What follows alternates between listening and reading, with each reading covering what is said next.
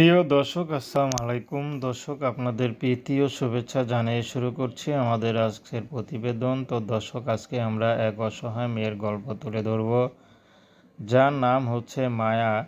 মায়া গার্মেন্টসে চাকরি করত। তো বর্তমানে মায়া গার্মেন্টসে চাকরিটা ছেড়ে দিয়েছে, কারণ গার্মেন্টসে অনেক কষ্ট। তো বর্তমানে মায়া একটি পার্লারে কাজ নিয়েছে, তো সেখানেই কাজ করে। তো তার বাবা মা কেউ নেই, তার থাকে শুধু খালার কাছে। যা টাকা বেতন যা পায় খালার কাছেই তুলে দেয়। তো বর্তমানে মায়া বিয়ে শাদী করবে, এই জন্য ইউটিউবে এসেছেন। মায়ার বিয়ে শাদী হচ্ছে না। মায়া দেখতে মাশাআল্লাহ ভালোই, কিন্তু হয়তো পড়াশোনা কম, এই জন্য হয়তো অনেকে বিয়ে শাদী করতে চায় না। তারপর অনেকে আবার যৌতুক চায়, কিন্তু মায়া এখন পার্লারে যে টাকা পায় তা দিয়ে তার সংসার খরচই চলে না ঠিক মতো।